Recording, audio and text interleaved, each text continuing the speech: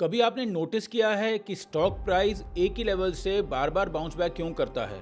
एक बार, दो बार, बार बार। और आप ये सोचने में लग जाते हो कि ये बार बार एक ही लेवल से क्यों रिएक्ट कर रहा है। सिमिलरली जब एक बार ऊपर जा रहा होता है प्राइस, कई बार आपने देखा होगा, तो एक ही लेवल से बार बार वो नीचे आता है। तो आप सोच में पड़ जाते हो कि बार बार ऐसा हो क्यों रहा है। देखिए, ट्रेडिंग में एक बहुत इंपॉर्टेंट और एक बेसिक कॉन्सेप्ट जिसको कह सकते हैं वो है सपोर्ट एंड रेजिस्टेंस। अब सपोर्ट एक ऐसी जगह है जहां से रेट बार बार ऊपर आता है और रेजिस्टेंस एक ऐसी जगह है जहां से रेट बार बार नीचे जाता है। जिसने भी इस कॉन्सेप्ट को समझ लिया उसका मार्केट को देखने का नज़रिया बिल्कुल चेंज हो जाता है। इसलिए इस वीडियो को एंड तक देखिए, क्योंकि ये आपकी ट्रेडिंग जर्नी में बहुत हेल्प करेगा आपको। अब देखिए, एक चीज़ समझ लीजिए कि ये कोई जादू की छड़ी नहीं है कि आपने इसको यूज़ किया और कल से ही आप प्रॉफिटेबल हो गए। सपोर्ट एंड रेजिस्टेंस को और बहुत सारे एस्पेक्ट्स के साथ कॉन्टेक्स्ट में देखना पड़ता है कि सपोर्ट कहाँ है, रेजिस्टेंस कहाँ है, वॉल्यूम क्या है और कौन सा इंडिकेटर आपको क्या शो कर रहा है, उसके अकॉर्डिंगली आप सपोर्ट रेजिस्टेंस पे चलते हैं। अब ये लेवल्स बनते कैसे हैं और इसका एग्जैक्टली तरीका क्या होता है। सबसे पहले एक सिंपल सवाल कि मार्केट कुछ पर्टिकुलर लेवल्स पर ही क्यों रिएक्ट करता है। देखिए, ऐसा होता है जैसे आपको लगेगा कि जैसे ये रूम है और रूम की जो फ्लोर है वो एक सपोर्ट की तरह काम करता है और रेजिस्टेंस जो है एक इनविजिबल छत है जहाँ से प्राइस बार बार लौट के आता है। आपके लिए ये समझना ज़रूरी है कि ये लेवल्स नहीं है, ये एक्चुअली ट्रेडर साइकोलॉजी और माइंडसेट है। मार्केट एक सिंगल लाइन पर रिएक्ट नहीं करता है, मार्केट साइकोलॉजी पर रिएक्ट करता है। एक छोटा सा एग्जांपल लेते हैं। आजकल आम का सीज़न है, तो सपोज़ कीजिए कि आपको आम जो है अभी तक 100 रुपये केजी में मिल रहा था। अब आप मार्केट जाते हैं एक दिन और आपको पता लगता है कि आम का रेट जो है 120 रुपये हो गया। नॉर्मल केस में अगर आपको वो आम 100 रुपये में मिल जाता तो शायद आप 5 किलो ले लेते, लेकिन क्योंकि उसका रेट 120 हो चुका है इसलिए आप उसको 1 या 2 किलो लेंगे और ये सोचेंगे कि बाकी मैं नेक्स्ट टाइम आके लेता हूँ। अब इसी तरीके से जब वो 100 रुपीज़ पे दोबारा आएगा तो आप जाके अपनी रिक्वायर्ड परचेजिंग कर लेंगे। यही एग्जैक्टली होता है सपोर्ट और रेजिस्टेंस में। अगर एक पर्टिकुलर लेवल से प्राइस ऊपर जाता है, जो फाइनेंशियल इंस्टीट्यूशंस हैं वो सब वेट करते हैं कि प्राइस उसी लेवल पे, जैसे कि आम के केस में 100 रुपये पे वापस आएगा और हम इसको बढ़े हुए रेटों पे ना लेके सस्ते प्राइस में लेंगे, और वहाँ पर एक ऑटोमेटिक सपोर्ट क्रिएट हो जाता है और वही ऐसा प्राइस होता है जहाँ से प्राइस बार बार बाउंस बैक करता है। और थोड़ी सी सिंपल भाषा में समझते हैं कि बेसिकली सपोर्ट एक ऐसा एरिया होता है जहाँ पर कि प्राइस गिरते गिरते थोड़ा सा रुक जाता है, काफ़ी टाइम के लिए वहाँ पर खड़ा रहता है, कंसोलिडेट करता है और वहाँ से फिर बाउंस बैक लेके ऊपर चला जाता है। नोट करिएगा, मैंने कहा रुक सकता है, मैंने ये नहीं कहा कि कभी टूटेगा ही नहीं। ऐसा भी बाज़ दफ़ा होता है, काफ़ी बारी ऐसा होता है कि उस सपोर्ट के लेवल को वो तोड़ देता है और मार्केट वहाँ से और नीचे चला जाता है। तो इन सब चीज़ों का ध्यान हमें रखना पड़ेगा। फॉर एग्जांपल, एक स्टॉक है जो 500 रुपये के लेवल से बार बार बाउंस बैक करता है। अब जब वो 530 या 40 पहुंचता है तो जो ट्रेडर्स होते हैं उनको ये लगता है कि अब महंगा हो गया है, तो वो उसका वेट करते हैं 500 रुपये आने का वापस से, कि जब ये 500 रुपये आएगा तब हम लेंगे। अब ये जो लेवल क्रिएट हो जाता है इसको बेसिकली सपोर्ट का नाम दिया जाता है। ट्रेडर्स और मेजर फाइनेंशियल इंस्टीट्यूशंस इसी लेवल पे वापस से उसको बाय करने में इंटरेस्टेड होते हैं और इसी कारण से जब बाइंग एक्टिव हो जाती है तो वहीं से ये और ऊपर चला जाता है। जैसे कि मैंने पहले बताया, सिंपल लैंग्वेज में इसको आप फ्लोर मान सकते हैं या धरातल मान सकते हैं। अब इसका ऑपोजिट आ जाइए। ऑपोजिट में रेजिस्टेंस जो है एक ऐसा लेवल होता है जहाँ पर कि प्राइस ऊपर जाते जाते रुक जाता है और थोड़ी देर के लिए कंसोलिडेट करता है। अब एग्जाम्पल लेते हैं। फॉर एग्जाम्पल, एक स्टॉक का रेट है 1000 रुपये। आपने 1000 रुपये में उसको बाय कर लिया और वो अब वहाँ से गिरना शुरू हो गया। जैसे फॉर एग्जांपल वो आ गया 900 रुपये। अब आप लोग सब वेट करेंगे, जिन जिन लोगों ने भी उसको 1000 रुपये पे लिया था, कि जब वो 1000 रुपये पे वापस आएगा तो आप उसको इन कैश कर लेंगे, ताकि आप ये सोचेंगे कि कम से कम हमारा पैसा तो घर आया। तो वो एक इनविजिबल रेजिस्टेंस वहाँ पर क्रिएट हो जाता है, एक इनविजिबल छत जिसको कि हम कह रहे हैं कि भाई सीलिंग होती है, कि उससे ऊपर वो प्राइस नहीं जाएगा और रेजिस्टेंस का काम करेगा। अब हज़ारों लोग यही सोच रहे होते हैं कि उस लेवल पे आके उसको सेल करेंगे, या फिर कई एक्टिव ट्रेडर्स ऐसे भी हैं तो उस लेवल पे आके शॉर्ट सेलिंग करते हैं। तो ये एक तरह से इसी जोन को रेजिस्टेंस बोला जाता है कि मार्केट इससे ऊपर नहीं जाता।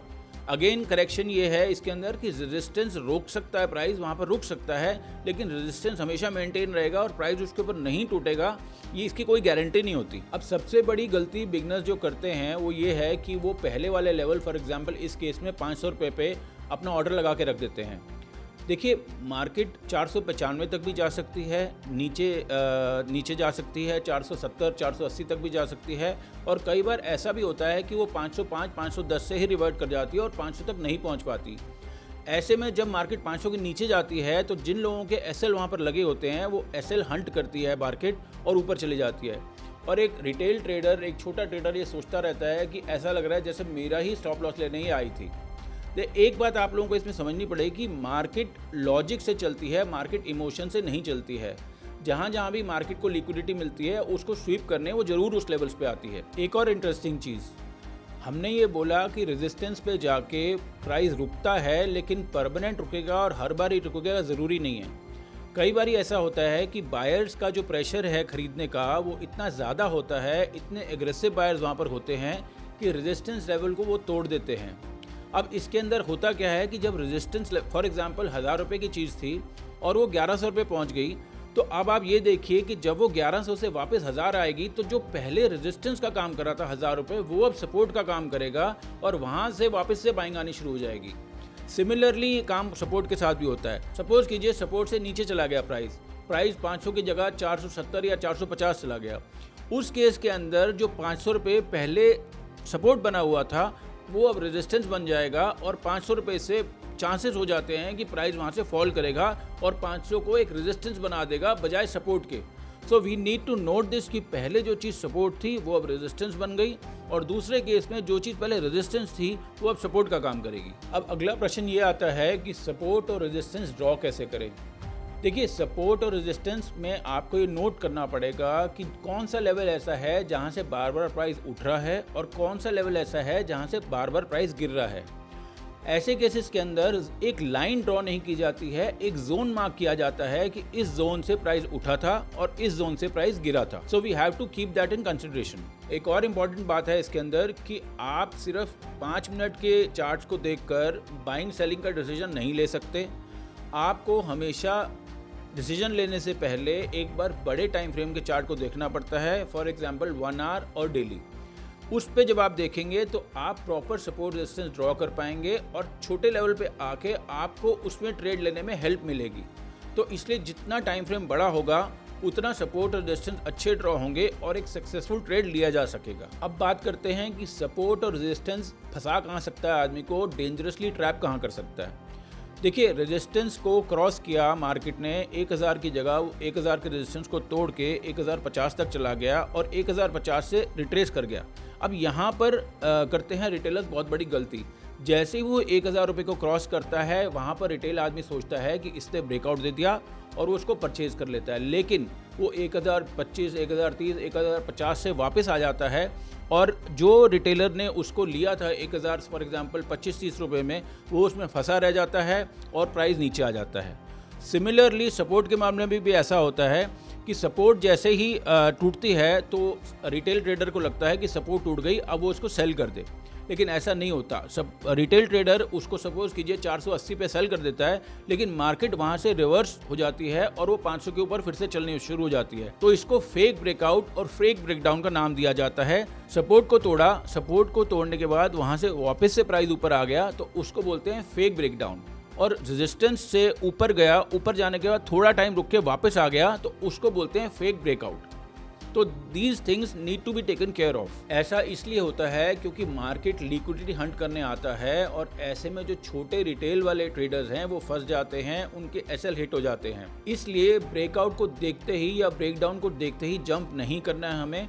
हमें ये देखना है कि कोई 15 मिनट या 30 मिनट की कैंडल उस लेवल के ऊपर क्लोज हो रही है, तभी हमें ट्रेड के लिए एक्टिव होना है। ये नहीं हो कि हम उसको ले लें, हम फंस जाएं उसके अंदर और फिर उसको लेके बैठ रहे हैं। ऐसे केसेस में क्या करते हैं कि जो इंट्राडे ट्रेड होता है उसको हम लोग स्विंग में कन्वर्ट कर देते हैं और जो स्विंग होता है वो लॉन्ग टर्म इन्वेस्टमेंट में चला जाता है। तो आपको प्रायोरिटी भी क्लियर होनी चाहिए कि आप किस पर्सपेक्टिव से उस ट्रेड के अंदर एंटर कर रहे हैं। अब 2-3 मिस्टेक्स ऐसी हैं जो again I am saying beginners करते हैं।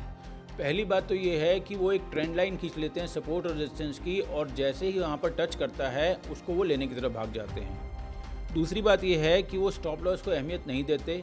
स्टॉप लॉस जहाँ लगा होता है उसके प्राइस उसके नीचे जाना शुरू हो जाता है, फिर भी वो स्टॉप लॉस को नहीं मानते हैं और अपने ट्रेड को अपने दिल से लगा कर रख लेते हैं, जो कि इवेंचुअली लॉस में कन्वर्ट हो जाता है। और एक बात ये है कि चार्ट पे 20-20, 25-25 लाइनें खींच देते हैं ट्रेंड लाइंस की, अलग अलग सपोर्ट रेजिस्टेंस की, जिससे कि कन्फ्यूजन हो जाती है। अगर आप इतनी सारी लाइंस ड्रॉ कर लोगे तो आप ट्रेड कैसे करोगे, क्योंकि आप खुद कंफ्यूज हो जाओगे। तो इसलिए बेटर ये है कि 2-3-4 लाइंस ड्रॉ करें सपोर्ट रेजिस्टेंस की, फॉर एग्जांपल वीकली, डेली, और उसके बाद अपने ट्रेड को अकॉर्डिंगली प्लान करें। तो आज हमने मार्केट का एक बहुत इंपॉर्टेंट कॉन्सेप्ट सपोर्ट और रेजिस्टेंस कवर किया है।